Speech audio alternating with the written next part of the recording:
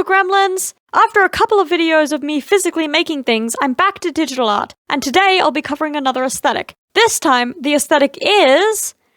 forest punk. I've mentioned forest punk already on my channel a few times, most notably with my forest punk overalls I customized about 6 months ago. This is an aesthetic I love, both for its values and for its style. Also, because this is an aesthetic I know fairly well and spend a lot of time thinking about and emulating, I had a lot of ideas of how to draw a forest punk character for this video. I ended up sketching 4 different poses with varying levels of quality before choosing the first pose I thought of, after all. Forest punk has a lot of similar visuals to other nature aesthetics like cottagecore, goblincore, mosscore, cryptidcore, and naturecore. The big difference between forest punk and other aesthetics with similar style are the values of the aesthetic. Unlike similar aesthetics that are entirely focused on the visuals and perhaps some lifestyle activities like cooking or gardening, forest punk is political, as all punk subcultures are. Mainly, this subculture focuses on sustainability, anti-capitalism, and environmental activism. There is also the fight for equality, providing mutual aid, helping your community, and opposing discrimination. Forest punk is fundamentally opposed to conservative, traditional values and supremacy. Another less important distinction between forest punk and other natural aesthetics is that forest punk does not divorce itself from modern technology. While many nature aesthetics, especially cottagecore, romanticize a life free from modern technology, forest punk embraces modern technology, as long as it's ethical and green. While forest punk can include living off the grid, it can also involve using solar power alongside regular power, and buying phones or laptops secondhand. Forest punk involves a harmony between nature and the requirements of modern life.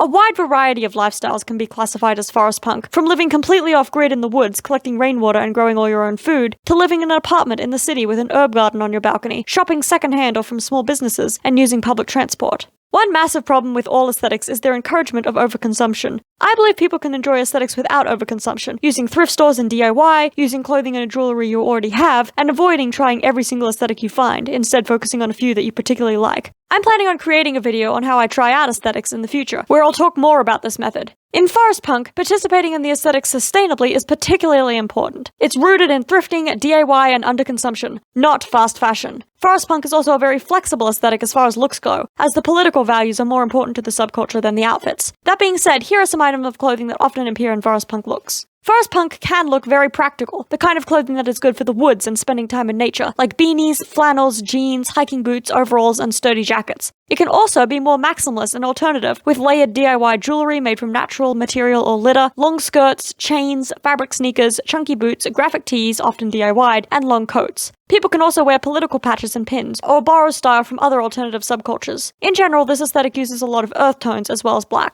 As forest punk is more of a lifestyle than a look, there are a lot of activities and ways of living associated with it. There are outdoorsy activities like camping, fishing, climbing trees, hiking, swimming in natural water safely, and chopping firewood. There are also activities specifically related to sustainable living, like growing your own food, collecting and using rainwater, avoiding waste, and trying to be carbon neutral. Finally, there are creative activities like wood carving, sculpting, building, and upcycling or repairing old clothing and items. For this forest punk character drawing, I was balancing the alternative look of her outfit, its practicality for working in the garden, and its clear political messages. The base of her outfit is very simple and practical. Cargo shorts, a secondhand t-shirt she decorated herself, a flannel with the sleeves rolled up, and practical boots. However, the outfit is also incredibly detailed to lean into the alternative side of the forest punk style. She has a chain of collected litter on her belt, multiple necklaces and bracelets, and her bootlaces are threaded with charms. Her hairstyle is also alternative, the sides of her head shaved and her longer hair dyed green. She's got on dark eyeliner and multiple facial piercings. She also has political messages on her t-shirt and the patches on her shorts, messages she painted on herself for causes she believes in.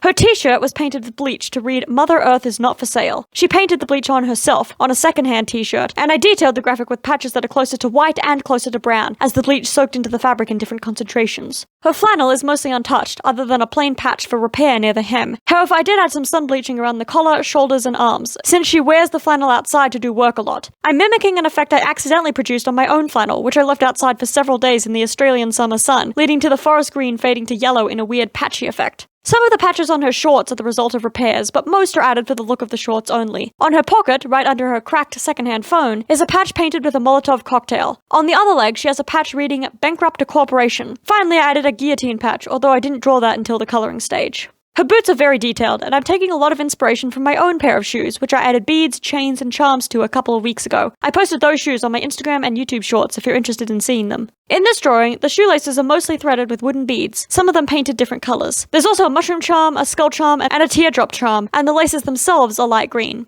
I put a lot more detail into this background than I normally do. With an aesthetic called forest punk, my first instinct was of course to place this character in a forest, a background I'm quite good at drawing by now. A couple of my early sketches did involve the forest, or at least large trees. However, I wanted to try something different, and lean more into the sustainable living side of the subculture, so instead of making another fairly generic forest, I gave this character a backyard vegetable garden, drawing a lot of inspiration from my childhood backyard. I spent longer on the background than on the character, although the video of my shading did get lost when I ran out of space on my computer, unfortunately. The main elements of the background are a plastic sack turned into a vertical garden in the foreground, the flagstone path, a large rainwater tank, a garden bed mostly behind the character, and a lattice fence growing with vines. I worked from foreground to background, so I started with the vertical garden. I'm basing this design off vertical gardens made from old plastic sacks that my high school environmental science class used, at least as far as I recall. The sack is filled with soil, and holes are cut out the side for lettuce to grow. Some soil is leaking out of those holes from when the sack is watered. In the top of the sack, there are a bunch of carrots growing that are about ready to be harvested. The ground here is mostly dirt, with patches of grass growing between flagstones and around the base of the garden beds and water tank. The water tank is uninteresting, just plain black plastic. I thought about adding a mural to it, but decided that would make the background too busy.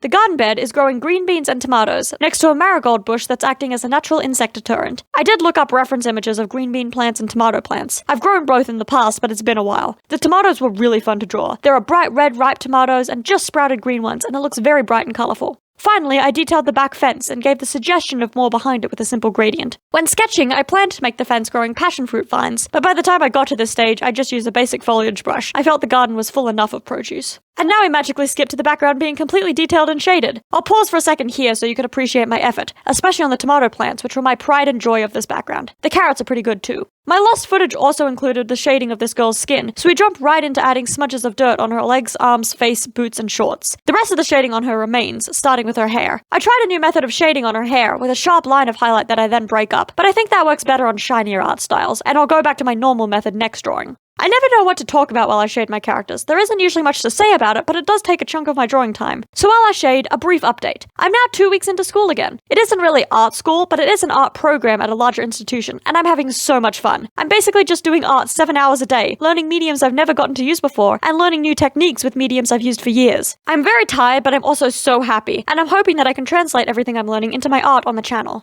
As much as I love learning about new aesthetics and drawing characters with a sense of style completely different to mine, there's something very special about drawing an aesthetic I love. First of all, it means I can base a lot of her outfit off clothing I already own or plan to make for myself, which makes my life easier. I also, as I come up with designs and find references online about this aesthetic, end up with a bunch of ideas for things I can integrate into my own outfits, decor, etc. For instance, I want to try painting designs on clothing with bleach now, and perhaps attach a bunch of found treasures onto a belt chain. I really love this drawing, but toward the end I was worried that the background was just too busy, that it was hard to see all the detail I put into the character design. So, right near the end of my process, I made a very rough backup background, just some dirt and a plain green wall. I don't think this is a better scene by any means, but it does make it easier to see the character. Here are both versions of the drawing for your enjoyment. I hope you enjoyed learning about forest punk. If you want more ideas about the fashion style of this aesthetic, check out the videos here to see some of the clothing I've made that fits into the subculture. I also linked a Pinterest board in the description with forest punk images and outfits, as well as the aesthetic wiki where I get my information. I'll see you again in another 2 weeks. Until then, bye!